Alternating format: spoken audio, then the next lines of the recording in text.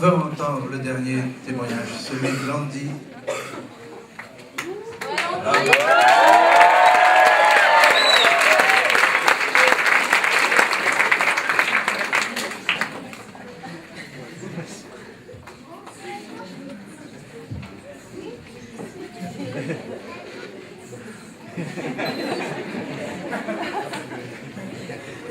Bonjour.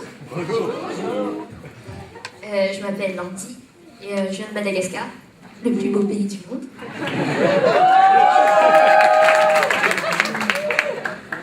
J'ai reçu une éducation chrétienne, mais ce n'est pas pour autant que je connaissais Dieu personnellement. C'est la preuve que d'être dans une famille chrétienne ne fait pas de vous un chrétien. Il me manquait quelque chose dans ma vie. En réalité, j'étais très mal dans ma peau. Je vivais un complexe d'infériorité qui prenait une place tellement grande dans ma vie que je m'aimais pas. Limite, je me détestais. Moche, stupide et inutile. Voilà comment je me voyais. Jésus, pour être franche, maman, tu vas être choquée, mais j'y croyais juste parce que tu m'as dit qu'il existait, et ça allait pas plus loin.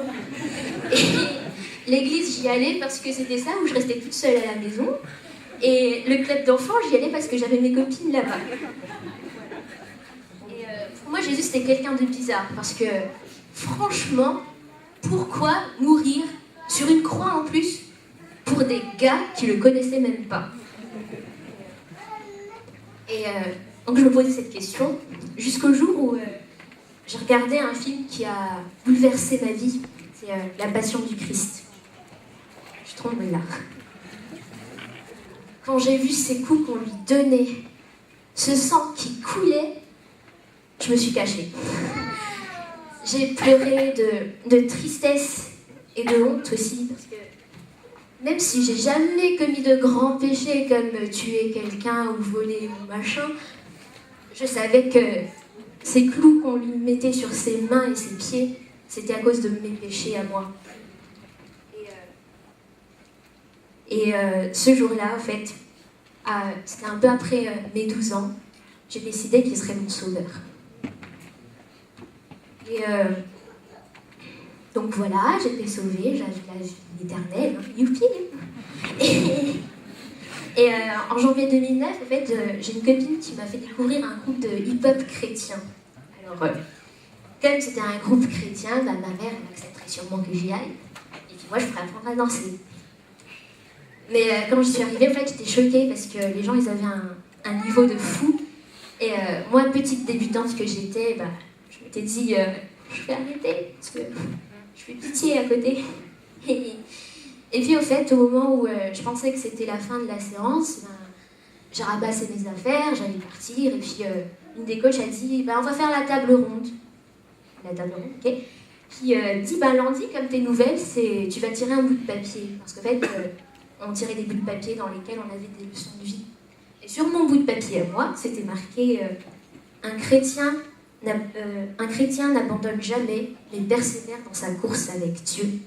Je fais waouh. Une minute avant, je m'étais dit que j'allais quitter ce groupe pour toujours parce qu'ils étaient trop forts. Et moi, je reçois ce bout de papier, mais en fait, c'est Dieu qui me parlait à travers un petit bout de papier. C'est fou. Il est donc évident que je suis revenue après. Et un jour, le groupe il a été sollicité pour participer à une évangélisation qui s'appelle Sport et foi, où justement on devait témoigner de notre foi à travers la danse. Et franchement, c'était merveilleux. Mais c'était merveilleux de pouvoir parler de Dieu, de pouvoir dire à des gens qu'il y a encore de l'espoir, qu'ils vont être sauvés. Et même que je m'étais demandé pourquoi pendant 5 ans après avoir su que Dieu était mon sauveur, pourquoi je l'avais dit à personne. C'était horrible de ma part.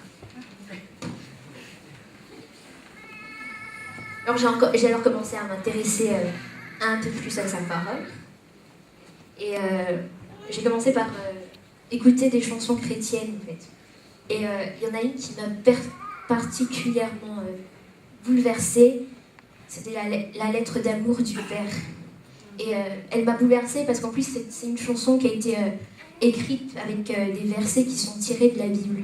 Donc ce sont des paroles vraies et qui m'étaient adressées à moi et qui vous sont adressées à vous aussi. Et je ne vais pas vous la lire en entier, mais je vais vous lire les versets qui m'ont le plus percuté. Même les cheveux de ta tête sont comptés. Je t'ai choisi au moment de la création. Tu n'étais pas une erreur. J'ai fait de toi une créature merveilleuse. Je t'ai tissé dans le ventre de ta mère. C'est mon amour de père que je répands sur toi. Parce que tu es mon enfant et que je suis ton père, parce que je t'aime d'un amour éternel, mes pensées vers toi sont innombrables, comme le sable sur le bord de la mer.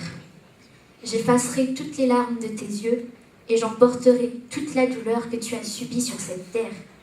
Je suis ton père et je t'aime de la même façon que j'aime mon fils Jésus.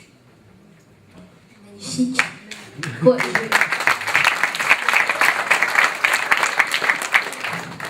Après avoir entendu ça, c'était le choc.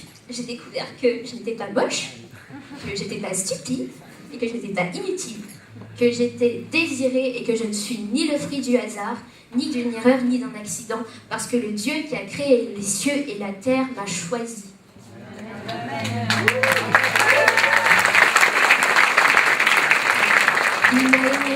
Il m'a aimé même avec tous ces défauts que j'essayais de cacher mais que lui voyait.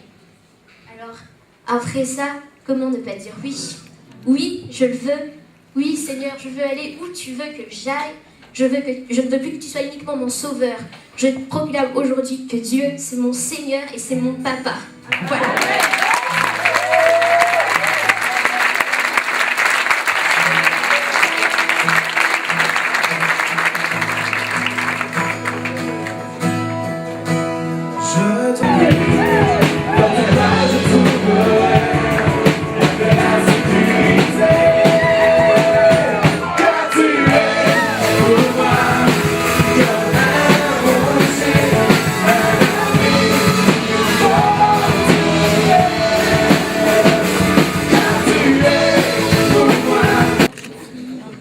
Lundi, voici le jour J. La Bible déclare dans Jean 3,16 car Dieu a tant aimé le monde qu'il a donné son Fils afin que quiconque croit en lui ne périsse point mais qu'il ait la vie éternelle. Est-ce que tu crois dans le Fils de Dieu, Jésus-Christ? Pardon? Oui. Ah. Est-ce que tu l'acceptes aujourd'hui publiquement devant tes amis, ta famille, tes proches, comme ton Sauveur et ton Seigneur à jamais? Oui. Alors sur ce, nous te baptisons au nom du Père, du Fils et du Saint-Esprit.